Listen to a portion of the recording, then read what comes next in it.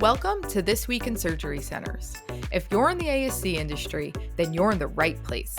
Every week, we'll start the episode off by sharing an interesting conversation we had with our featured guest, and then we'll close the episode by recapping the latest news impacting surgery centers. We're excited to share with you what we have, so let's get started and see what the industry's been up to.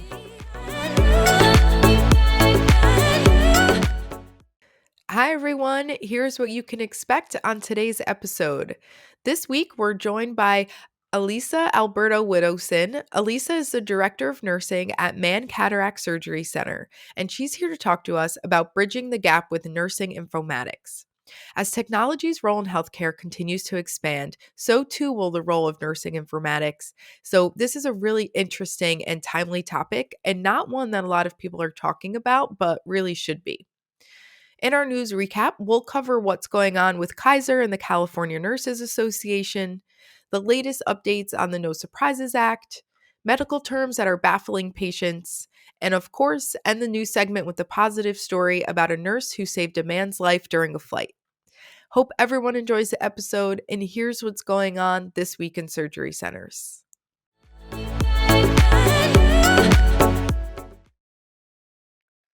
All right. How's it going, everyone? I'm your host, Raphael Akinsby, here at This Week in Surgery Centers. We've got a fantastic episode this week that I have had on my calendar, circled, and just super pumped about. This week, I am joined by Eliza Alberto-Widdowson. She is the Director of Nursing at the Mann Cataract Surgery Center in Houston, Texas. And this week, we're going to be talking about bridging the gap with nursing informatics. So I think this is a really exciting topic, an area that I personally don't have a ton of knowledge on. So I think it'll be exciting to kind of learn here, talk about this topic. And I think, all of our listeners are going to get a lot of value out of this one. So Eliza, thank you so much for joining us today. I appreciate you coming on the podcast. You're welcome. My pleasure. So for anyone who doesn't know a ton about you, can you just, share with our guests just a little bit about yourself, your background, maybe what you guys are doing for the holidays? I think they'd all love to get to know you. Yeah. So my name is Eliza Alberto-Widdowson. I am a registered nurse, currently serving as the Director of Nursing at Mann Cataract Surgery Center in Humble, Texas. I have 2 kids, 1 girl, 1 boy. I just got married actually 3 years ago, and he's from United Kingdom, and hence the last name Widdowson. There you go. But my name, so I had to keep it. I am currently in graduate school to obtain my nursing administration degree. I love everything about patient care and promoting patient safety. As far as the holidays, we are planning to go to Universal Studios. Awesome. That's super exciting. Well, congrats on one, being in grad school and all your professional success there as well, and also on your family. That's fantastic. Universal Studios is a good time, so I think y'all have a lot of fun there. Absolutely, yes. Yeah, and I appreciate, I'm from Houston, and I love that you clarified there on the Houston versus Humble piece, because I do think that happens a lot where everyone kind of categorizes all of the cities and kind of areas that are kind of tangential to Houston, so kind of pulls them all together. But yeah. I think it's good. That's how I know you're truly from Texas, when you're able to kind of give everyone the clarification there. So love it. All right. Well, jumping in, we've got an exciting topic today, and I want to dive in there. But, when it comes to the surgery center that you're with the Mann Cataract Surgery Center, would it be correct to assume you guys are an ophthalmology center?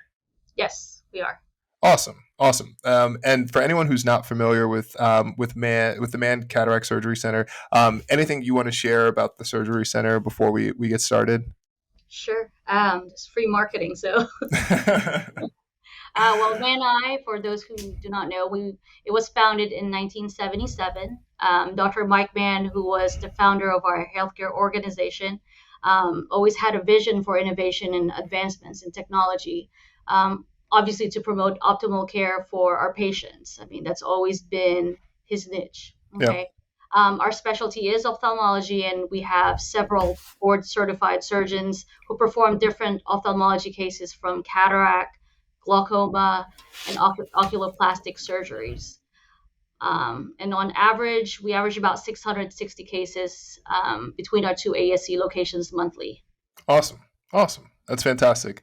So, kind of now that we have a sense of your background, a little bit on, the surgery center that you're with, jumping into the topic today on, just that nursing informatics, I feel like that's an area that, the name makes sense. But in terms of if someone asked me to describe it, I probably wouldn't be able to give an accurate description there. So I imagine some of our listeners might have a similar gap on their knowledge of it. So, if you were given a quick overview on just what nursing informatics is, how would you describe that in kind of a brief sense? Yeah, it's funny you said that. I asked my sister, who's also a nurse, she's a travel nurse, and I asked Mm. her, you know, um, how would you define nursing informatics? She's like, what the heck is that? And she's been a nurse for 14 years. So, but nursing informatics is basically it's integrating the use of data and healthcare technology to help with enhancing patient outcomes, reduce Mm. medical errors, and also it also provides efficient results in clinical procedures, for Yeah, patients and the nursing staff. Um, Basically, it's like with EMR systems, yeah, even just blood pressure machines, EKG machines, those have made um, those are some examples that made the biggest impact yep. in our surgery center, to be honest. And to me, nursing informatics is improving the patient care and patient safety overall. That makes sense. That makes sense. Kind of, the elements you mentioned there in terms of kind of the that clinical data and how that is leveraged to kind of inform that makes a lot of sense around improving the patient care. When I think about that, there's a lot of industries and in many senses, in particular with healthcare, that are becoming more informed with data and kind of leveraging that information to improve their processes, their systems, the way that they drive value for their customers, and in the case of healthcare, our patients. You know, do you feel like this is a concept that's kind of relatively new in terms of, the nursing side of it? Um, as far as nursing informatics, I would actually say yes and no. Only because the advancement in technology and healthcare has taken a leap, I would say, since the 1980s, right? Mm. Yep. Slowly, like the advancement just slowly has progressed. However, nursing and the field of nursing informatics itself, I would say yes, it's a fairly new concept, Yeah. um, but it's definitely gaining a lot more attention now. Yep. Which I think it's important that this should be part of the nursing education, whether you're an associate degree of, nursing, I'm sorry, associate degree of nursing or bachelor's or master's. I think from the get go, I think that's something that needs to be taught because of the advancement of technology in healthcare. That makes sense. So, but Yeah. yes, to answer your question, it is a fairly new concept. No, that makes sense. I feel like I could probably have an entire podcast episode with you on that kind of education side of it in terms of things like that should be included at every level of education across nursing. So that's a great call out there, and it makes a ton of sense to me. So as I think about what that means and how that translates for our listeners, we have lots of listeners that are at surgery centers across the country, and I'm hopeful we're getting. I've seen some of our international stats. We got a couple of listeners from outside the country, so a lot of people working at surgery centers in different places. And if they were kind of taking an approach to this, it seems like something where if you're using any technology in your surgery center, whether that's an EMR, an EKG, or even a blood pressure machine, there's probably lots of data and information that would impact how you are treating your patients. And, you know, if I'm one of our listeners right now who's kind of hearing this and thinking, okay, this is probably important for me, what's my starting point on this? How do I start taking an approach on nursing informatics in my surgery center? Right. To me, I would say when you're selecting um, any type of equipment, whether it's a new EMR system, a new EKG machine, or blood pressure machine, it is vital that you involve um, the staff members who's going to be using the equipment or the system Yep. in the decision making. because after all is said and done, they will be the ones who's going to be using this on a daily basis with the patient, Yeah. right? Um, Another thing is making sure that the interface is user friendly. Yep. Uh, that's very crucial in my opinion. Um, it's also to ensure the safety of the patients. Yeah. Um, Training is also vital, making sure that once you get a new system in place in your surgery center, make sure that your staff members are properly trained. And if they're not, then spend the time training your staff members, Yep. especially not to call anybody out, to be honest, but the baby boomers, the different generation. You got the Yeah. millennials who's so good in computers, and you got the baby boomers who's been a nurse for God knows 20, 30 years, and they Yep. get an EMR system and they're going, what the heck? I want to go back to paper, you Yeah. know? So um, if, especially within a surgery center, efficiency is such a big thing. Yeah. So um, having said that, we always want to put the safety of the patients, Yeah. and efficiency is second. So that's That that. That makes sense, and I want to dive in a little bit on some of the things you mentioned there. Between two key things I think you called out there. One, you mentioned that kind of difference between paper versus an EMR there, and this is still a factor in both scenarios. Do you feel like the approach when it comes to kind of having that data and the information on this? Do you feel like there's a gap between centers that might be on paper versus centers that are on EMRs and kind of their approach to nursing informatics? I believe so, and I notice it every day. Yeah. I think nursing is both an art, right? And Yep. it's an art and science. Yeah. Okay. One cannot exist with the other. Having said that, with the advancement of technology in healthcare, which recently we just had a new EMR system, and I see my nurses just focusing on the computer and Yeah. losing that eye contact with the patients, is losing that act of caring, so to speak. Yeah. So I think nurses get lost in transition in a Yeah. way, because they've been so used to with the paper Yep. charts. And then now you implement this new system. Now they just don't know what to do, and they just want to make sure they're documenting properly, they're getting the patients ready for surgery, and forgetting that care aspect of the patient. So I think Yep. that's one thing that I would like to reiterate, that make sure that you're looking at your patient when you're assessing the patient. Stop Yep. looking at your computer, even intermittent, just have that eye contact with that patient. Even the sense of touch, if it's all right with that patient, Yeah. make sure that you're showing them that you do care, and they're just not a number. Yeah, that makes So sense. That makes a ton of sense, and it kind of feeds into what you mentioned before around the training aspect as well. I feel like that balance there of one, obviously leveraging the technology, but two, that kind of that bedside manner and engagement with the patient. Do you feel like the kind of to what you were mentioning before around training? Do you feel like that's a factor in the way that kind of nurses approach not only the data that they're going to leverage from the technology, but also how they interact with patients? I believe so. I think it's also important that they do not lose their core values Yeah. with taking care of patients, with integrating all this advancement in technology. Um, and again, it's that caring aspect Yeah. of nursing. Um, That I agree. I agree. I mean, I feel like there's so much of it that's based on the nurses obviously having a deep concern and care for their patients. So that makes a ton of sense to me. As I kind of think about that, and also just thinking about how technology's role in healthcare kind of continues to expand and evolve, and I feel like on a similar parallel to that, the role of nurses and kind of the nursing informatics piece of it evolves in a very similar way.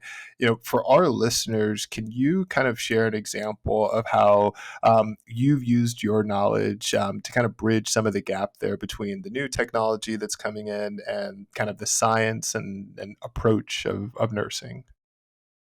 um, just like what I've mentioned, nursing is both art and science, and that's something I have learned all throughout my nursing career. Um, it is important for a nurse to have a sense of emotional intelligence Yeah. treating a patient.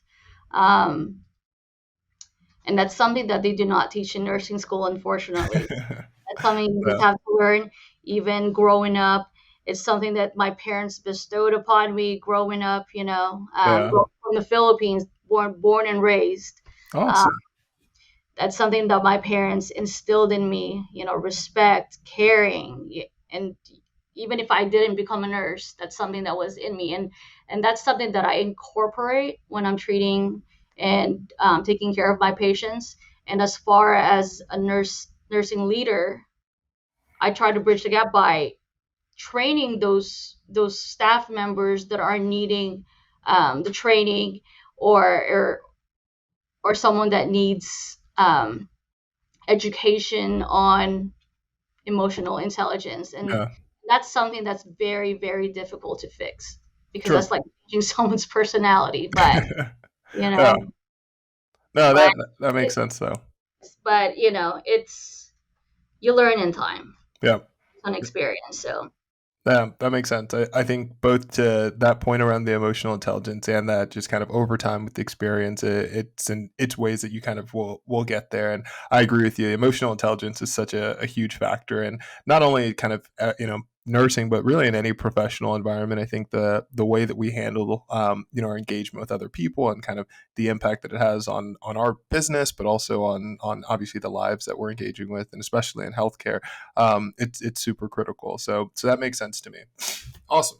So, I feel like we've hit a number of really good topics, and I'm excited for some of the different kind of nuggets and clips that we're going to take from this. Because, with all of our episodes, we always kind of take these clips, and there's, the whole episode, but there's some of these really exciting parts. And I feel like we've got some really good stuff here that, people will be playing back over and over. But with all of our episodes, there's something that we do every week with our guest, and we ask our guests, what is one thing our listeners can do this week that they can do to improve their surgery center? So I'd love to get your thoughts there. I would say in any surgery center, a great surgery team is what makes an ASC successful. Mm, So my advice is, leaders, you must show your appreciation to your staff, yeah, because happy staff means happy patients, and it all translates to increased patient satisfaction and better outcomes. awesome. I So, love that. I love that. Being kind of focused on treating your staff the right way and that impact on the patients makes a ton of sense there. because you can Well, have all the tools in the world, but at the end of the day, it's the staff members, yeah. the team itself is what makes it work. So, Awesome. Love it. Well, Elisa, this has been a fantastic episode. We've got some great nuggets here for our listeners, some gems that they'll be able to take back to their surgery center this week. For anyone who wants to reach out, get a hold of you or contact you, is there any way that people can get in contact with you if they have more questions about nursing informatics or any other things like that they want to learn from you? absolutely, they could email me.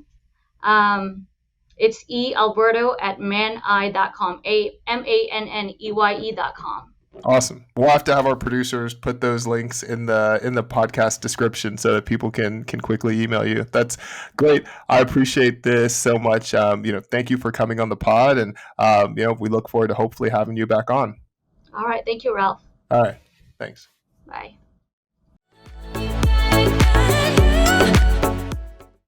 As always, it has been a busy week in healthcare, so let's jump right in. First and foremost, we have to talk about what's going on with Kaiser Permanente nurses in the state of California.